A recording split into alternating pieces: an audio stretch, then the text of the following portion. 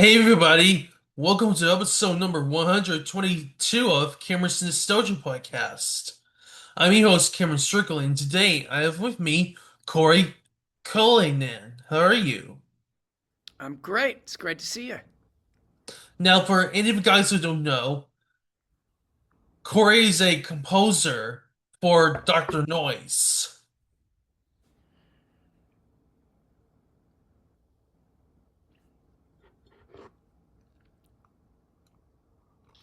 and he worked on oh, sorry about that. It's all He right. worked on short films and films. Yep, I did some documentary film soundtracks, and I've had some music in some movies and TV shows, and uh, but mostly I do Doctor Noize, and I do stage musicals. I do music for adults as Cory Cullinan. I teach. I run Stanford University's recording arts workshop, and uh, I hang out with my kids and my wife, and I own a studio. Uh, and I have my nostalgia T-shirt on today, Cameron, because the guy who really made me want to make music was a guy named Howard Jones, and I've got my 1980s Howard Jones concert tour T-shirt on today because your show is called Cameron's Nostalgia Podcast. Nice. Let's start with our first question. All right. How did you get interested in music? How to get interested in music? I was always interested in music. I always loved music. My mom had me take piano lessons at a young age. I remember nostalgically, fondly, that after every piano lesson, she'd take us to Swenson's to get ice cream. I played saxophone when I was a kid. I sang. I remember I was the Cowardly Lion in The Wizard of Oz in sixth grade. Um, and then I really got into music seriously as a composer and performer. When I was in high school, my brother and my father both died within a year, and I started writing music, sort of expressing things that I felt, but that felt weird to talk about as a teenage boy with other teenage boys. Things that were pretty deep about life and loss and things like that. And so music really became my my therapy, and I decided I really loved it and I wanted to always do it. My brother was a computer programmer, a very good one, who died of a brain tumor, and I noticed that even though he died early, he felt not complete because he died early, but he was less devastated because he was always doing the art form, the thing that he really loved doing, which was making programming computer games. And I realized that thing for me was music. So I decided I wanted to do music for my life, and that's what I've done. Nice. So, what was your first music gig? My first music gig. What a great question, Cameron. So, well, I told you one of the first ones I remember was I was the Cowardly Lion in The Wizard of Oz in sixth grade. But in terms of my actual gig, I remember Steve Chambreau, and I shout out to guitarist Steve Chambreau, my high school buddy. I remember us playing a gig right in front of the football stadium at our high school before a football game. And I think the set list consisted of Roxanne by the Police, Red Red Wine by UB40, and Just What I Needed by the Cars. I think we only played three songs. And there's a hilarious picture of us looking like we think we're cool, but actually we look absolutely terrified about our first show. And then I remember playing, I was in a band called the Goofy Boys and a band called Wishful Thinking in high school, and actually played a lot of shows. I remember once we played a show when we were in high school at Castanea High School in Palo Alto, which was an all girls high school, and they treated us like rock stars. probably the greatest gig I've ever played, just in terms of, the excitement for the band and the excitement for the crowd. So those are some of the first gigs I remember playing in high school. Nice. Let me go over to IMDb. Okay. You worked on two documentaries. Yeah, actually, I worked on more than two. But yeah, go ahead. Which show are you talking about? It was this rated R thingy called Spy Game. Well, I had a song in a movie called Spy Game that starred Brad Pitt and Robert Redford. Bob, as I call him. That's a joke. I don't know Robert Redford, and he just died. Yeah, that song is in when Brad Pitt's character and Robert Redford's characters are sitting in a bar in Berlin for a couple of minutes. My song's in the background, and I still get royalties for that every 3 months because it's one of those movies that plays on TNT and all these other sort of action networks all the time. That song was also in what was the movie called?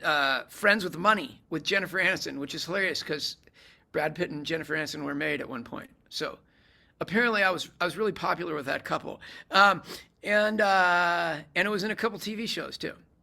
Yeah, so that was fun. You It's performed called The this. Bad News, and actually, sorry to interrupt you. I'm releasing a big band album next year, not as Doctor Noize, but as me as Cory Cullinan for adults. And that song, an enhanced version of that song, The Bad News, with a big band, is going to be on that album that's coming out next year in 2027. You performed the bad news. Yeah, that's right. And we actually recorded, this is funny, we recorded that song, The Bad News. I mean, this is back in the late 90s, but we recorded that song in the room that I teach in now at Stanford. Every summer I go out to Stanford University and teach their recording arts program there. And the room I teach in is actually the room we recorded that song in. I had just recently been a student there at that time. So I was basically leeching off their studio after my college years. Your son appeared on Green River. I wasn't aware of that. What's Green River? I've actually had a couple songs and things that I didn't realize they were in until later. Um, and I don't pay attention to the royalty checks as much as I probably should. I know I've got some music in, what's that drag queen? It's some TV show, and I keep getting royalties for it, and I have no idea which one of my songs is being used. RuPaul's drag something or other. I keep getting royalties for that, and I don't know what song is in or why. So what's Green River? It's a movie. Really? All right. Well, you just taught me something. I'm going to go look that up.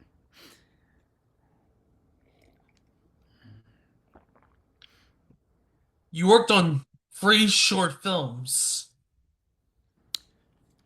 Yeah, I did. I did the soundtrack for a couple of great films. One was called Loss, uh, and it was about a woman's thoughts about her father who had passed away, and the man looked very similar to my father, and so I felt like I was writing about my own father for that soundtrack, and the soundtrack became very personal, and I think it was quite good because of that, at least to me.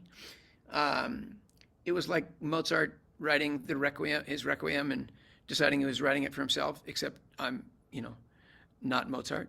And he had a significantly more important output than I do. And I did a documentary called The Corner Store, which was really a beautiful film about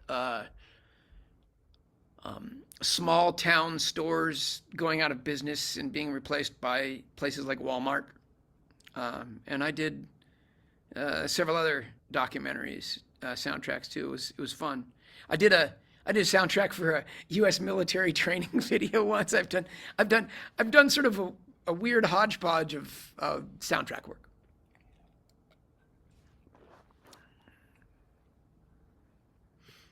Nice. And what other songs do you play? What of my songs do I play? Mm-hmm. In concert? Do you mean in concert? Yes. Uh, I mean, I play a lot of them, and I have two. I'm kind of a strange beast because I have two recording and performing arts entities. I have Doctor Noize, which I do for kids and educators, and I have Cory Cullinan, which I do, which is just my name. I don't like when people refer to themselves in the third person. That's just my artist name is my name that I do for adults.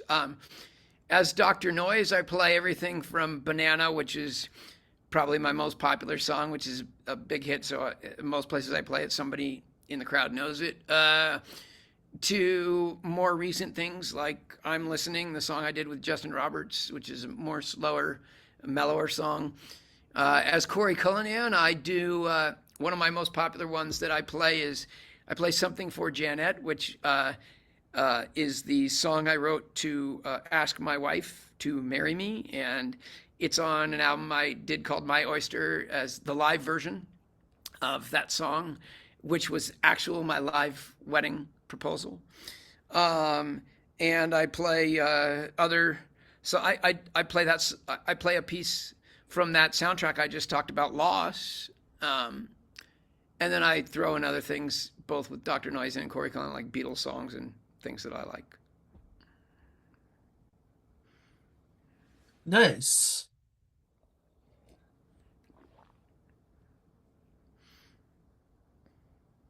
Well, Corey, thank you so much for your time. Thank you. Is there anything else you'd like to say? Is there anything else I'd like to say? Um, I just feel very lucky that I get to. I feel very fortunate that I get to do what I do, which is make music for kids and adults, and that I get to teach really smart, young adults, old kids, young adults. Actually, I have a bunch of uh, older adults in my classes at Stanford sometimes too. Um, and I feel and to have the studio to produce stuff.